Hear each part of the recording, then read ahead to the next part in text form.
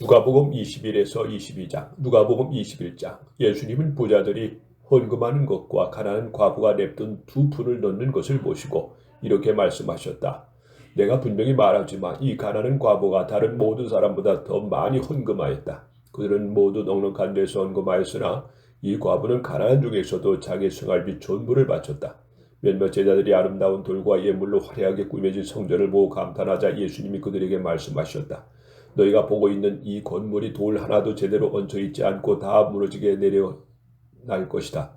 그날이 예수님께 선생님이 언제 이런 일이 나겠습니까? 또 이런 일이 일어나려고 할 때 어떤 징조가 있습니까? 하고 물었다. 그래서 예수님은 이렇게 대답하였다. 너희는 아무에게도 속지 않도록 주의하라. 많은 사람들이 내 이름으로 와서 내가 그리스도다, 내가 가까이 왔다 하고 떠들어대도 그들을 따라가지 말아라. 또 난리와 전쟁 소문을 듣더라도 두려워하지 말아라. 이러한 일이 먼저 일어나야 하지만 당장 종말이 오지는 않을 것이다. 예수님은 다시 말씀하셨다. 민족과 민족의 나라가 서로 맞서 싸울 것이며 곳곳에 큰 지진과 기근과 전염병이 발생할 것이다. 그리고 무서운 일과 하늘의 큰 징조들이 나타날 것이다. 그러나 이 모든 것이 일어나기 전에 사람들이 너희를 잡아 괴롭히고 희단과 감옥에 넘길 것이며 너희는 나 때문에 왕들과 총독들 앞에 끌려갈 것이나 오히려 이것이 그들에게 나를 증거하는 기회가 될 것이다. 그러므로 너희는 미리부터 변명할 말을 생각하지 않기로 결심하라. 내가 너희 대적들이 대항하거나 반박할 수 없는 말과 지혜를 너희에게 주겠다. 너희 부모와 형제와 친척과 친구들까지 너희를 고발하여 너희 가운데 몇 사람을 죽게 할 것이며 또 너희가 나 때문에 모든 사람에게 미움을 받게 될 것이다. 너희 머리카락 하나도 상하지 않을 것이다. 너희가 인내하며 너희 자신을 구할 것이다. 너희가 예루살렘을 군대에 포위당하는 것을 보거든 예루살렘이 멸망이 가까운 줄 알아라. 그때 유대에 있는 사람들은 산으로 도망하여라. 산 안에 있는 사람들은 그곳을 떠나고 시골에 있는 사람들은 성 안으로 들어가지 말아라. 이때 성경에 기록된 모든 것이 이루어지는 형벌의 날이다. 그때 아이 벤 여자들과 젖먹이가 딸린 여자들은 불행할 것이다. 이것은 이 땅에 큰 고난이 있을 것이며 이 백성에게 하나님의 형벌이 내릴 것이기 때문이다. 그들은 갈날의 죽음을 당하고 포로가 되어 여러 나라로 잡혀갈 것이며 예루살렘은 이방인의 시대가 끝날 때까지 이방인들에게 잡히게 될 것이다. 그리고 해와 달과 별이 이상한 일이 일어날 것이며 땅에는 성난 파도와 소리가 놀라 민족들이 불안하게 떨 것이다. 사람들이 세상에 닥쳐올 것을 생각하고 무서워서 기절할 것이니 이것은 전체가 뒤흔들릴 것이기 때문이다. 그때 사람들이 내가 구름을 타고 능력과 큰 영광으로 오는 것을 볼 것이다. 이러한 일이 일어나기 시작하거든 너희는 일어나 머리를 들어라. 너희 구원이 가까웠다. 예수님은 그들에게 이런 비유를 들어 말씀하셨다. 무화과 나무와 그 밖의 모든 나무를 보아라. 새순이 돋으면서 여름이 가까운 줄 알지 않느냐. 이와 같이 너희도 이런 일들이 일어나는 것을 보거든 하나님이 나라가 가까웠다는 것을 알아라. 내가 분명히 말해둔다. 이 세대가 지나가기 전에 이 모든 일이 다시 일어날 것이다. 하늘과 땅이 없어질지라도 내 말은 결코 없어지지 않을 것이다. 너희를 조심하라. 그렇지 않으면 방탕하고 술 취하고 인생살이 걱정하다가 마음이 둔해져서 뜻밖의 그날이 너희에게 덫이같이 덮칠 것이다. 그날은 지구상에 있는 모든 사람에게 이를 것이다. 그러므로 너희는 앞으로 일어날 이 모든 일들을 겪지 않고 내 앞에 설 수 있도록 언제나 정신 차리고 기도하여라. 예수님은 매일 낮에는 성전에서 가르치시고 밤에는 감람원이라는 산에 가서 지내곤 하셨다. 그리고 사람들은 모두 이른 아침부터 예수님의 말씀을 들으려고 성전에 모여들었다. 누가복음 22장. 누룩놓지 않은 빵을 먹는 명절인 유월절이 다가왔다. 대제사장들과 율법학자들은 백성들을 두려워하여 어떻게 하면 예수님을 아무 탈 없이 죽일 수 있을까 하고 의논하고 있었다. 그때 12제자 중 하나인 가룟 유다에게 사탄이 들어갔다. 유다가 대제사장들과 성전 경비원들에게 가서 예수님을 팔아넘길 방법을 의논하자 그들이 기뻐하며 돈을 주기로 약속하였다. 그래서 유다는 그들의 뜻에 따르기로 하고 사람들이 없을 때 예수님을 넘겨줄 기회를 찾기 시작했다. 누룩 넣지 않은 빵을 먹는 명절인 무교절이 되었는데 이날은 유월절이 쓸 어린 양을 잡는 날이었다.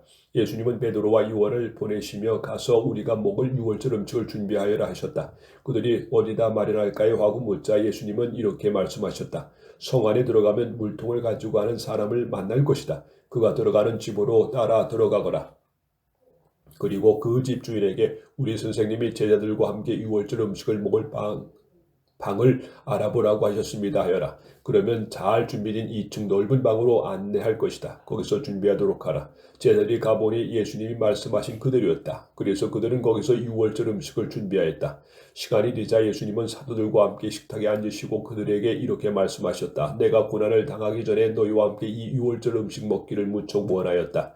내가 너에게 말하지만 유월절의 의미가 하나님의 나라에서 성취될 때까지 내가 다시는 이 음식을 먹지 않을 것이다. 그러고서 예수님은 잔을 들어 감사 기도를 들으신 후 말씀하셨다. 너희는 이것을 가져다가 너희끼리 나누어 마셔라. 나는 이제부터 하나님 나라가 올 때까지 포도나무에서 난 것을 다시 마시지 않을 것이다. 예수님은 또 빵을 들어 감사 기도를 드리고 떼어서 제자들에게 주시며 이것은 너희를 위해 주는 내 몸이다. 너희는 이것을 행하여 나를 기념하라 하고 말씀하셨다. 그리고 예수님은 저녁을 잡수신 후에 마찬가지로 잔을 들고 이렇게 말씀하셨다. 이 잔은 너희를 위해 흘린 내 피로 세우는 새 계약이다. 그러나 나를 파는 사람의 손에 내 손과 함께 식탁 위에 있다. 나는 하나님이 정하신 대로 죽지만 나를 파는 사람에게는 불행이 닥칠 것이다. 그러자 제자들은 그를 가운데 이러한 짓을 할 사람이 누구겠느냐고 서로 물었다. 제자들 사이에 누가 가장 위대하냐고 하는 문제로 말다툼이 생겼다. 그래서 예수님이 그들에게 말씀하셨다. 세상의 왕들은 권력으로 자기 백성을 다스리고 직권으로 행하는 사람들은 자기들을 은인이라고 부른다. 그러나 너희는 그렇게 해서는 안 된다. 너희 가운데 가장 낮은 사람은 제일 나이 어린 사람과 같아야 하고 지도자는 종과 같아야 한다. 식탁에 앉아서 먹는 사람과 심부름하는 사람 중에 누가 더 지위가 높으냐? 식탁에 앉아 먹는 사람이 아니냐? 그러나 나는 섬기는 자로 너희 가운데 있다. 너희가 항상 나와 같이 있으면서 내가 당한 시험을 함께 받았으므로 내 아버지께서 내게 나라를 주신 것처럼 나도 너희에게 나라를 주어 너희가 내 나라에서 내 식탁에 앉아 먹고 마시며 보좌에 앉아 이스라엘의 12지파를 다스리게 하겠다. 시몬아 사탄이 너희를 밀가부르듯 하겠다고 요구하였다. 그러나 네 믿음이 완전히 사라지지 않도록 내가 너를 위해 기도하였다. 너는 뉘우치고 돌아온 후에 네 형제들을 굳세게 하여라. 그때 베드로가 나는 주님과 함께 감옥에도 사형장에도 갈 준비가 되어 있습니다 하자 예수님은 베드로야 내가 분명히 너에게 말하지만 오늘 밤 닭 울기 전에 네가 3번이나 나를 모른다고 말할 것이다 하고 말씀하셨다.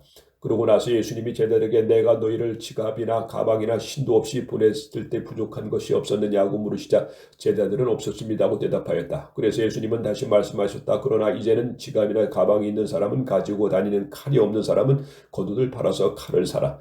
내가 너에게 말하지만 그게 범죄자처럼 되었다라고 기록된 말이 내게 이루어져야 한다. 사실 내게 관한 일은 이루어져 가고 있다. 그때 제자들이 주님 여기 칼 2자루가 있습니다 하자 예수님은 그것이면 충분하다 하고 말씀하셨다. 예수님이 습관대로 감람산에 가시자 제자들도 따라갔다. 예수님은 그곳에 도착하셔서 제자들에게 시험에 들지 않게 기도하라고 하시고 그들을 떠나 돌을 던지든 닿을 정도로 떨어진 곳으로 가셔서 무릎을 꿇고 이렇게 기도하셨다. 아버지께서 원하신다면 이 고난의 잔을 내게서 거두어 주십시오. 그러나 내 뜻대로 마시고 아버지의 뜻대로 하십시오. 그러자 한 천사가 하늘에서 나타나 예수님께 힘을 북돋아 주었다. 예수님이 괴로워 몸부림치며 더욱 간절히 기도하자 땀이 빗방울같이 되어 땅에 떨어졌다. 예수님은 기도하시던 자리에서 일어나 제자들에게 돌아가 그들의 슬픔에 지쳐 잠든 것을 보시고 왜 잠만 자느냐 시험에 들지 않도록 일어나 기도하여라 하고 말씀하셨다. 예수님의 말씀이 미처 끝나기도 전에 한때의 군중이 12제자 중 하나인 유다를 앞세우고 나타났다. 유다가 예수님께 가까이 와서 입을 맞추려고 하였으나 예수님은 그에게 유다야 네가 입 맞춤으로 나를 파느냐 하고 말씀하셨다. 함께 있던 제자들은 뛰어가는 이를 보고 예수님께 주님 칼로 쳐버릴까요 하고 물었다. 그러고는 그들 중 한 사람이 대제사장의 종인 오른쪽 귀를 쳐서 잘라버렸다.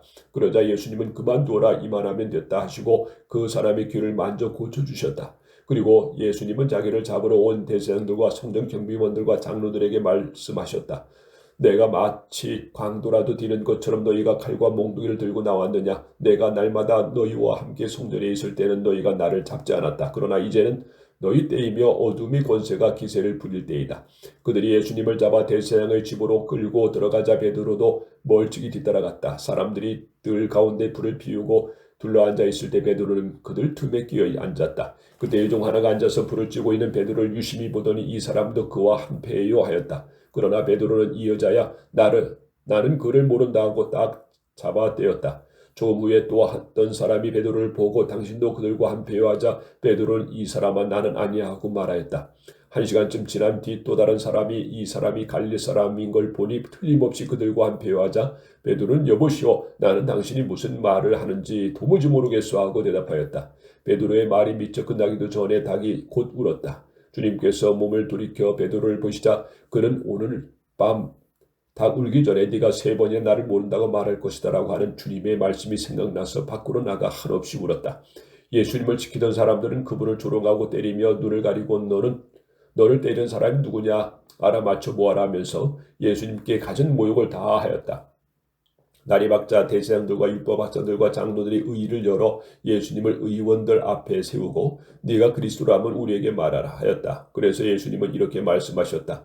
내가 말하여도 너희가 믿지 않을 것이며 내가 물어도 너희가 답하지 않을 것이다. 그러나 이제부터는 내가 전능하신 하나님의 오른편에 앉을 것이다. 그렇다면 네가 하나님의 아들이냐 하고 그들이 묻자 예수님은 그렇다 하고 대답하셨다. 그러자 그들은 이 이상 무슨 증거가 더 필요하겠는가? 우리는 이 사람이 직접 하는 말을 다 들었다고 외쳤다.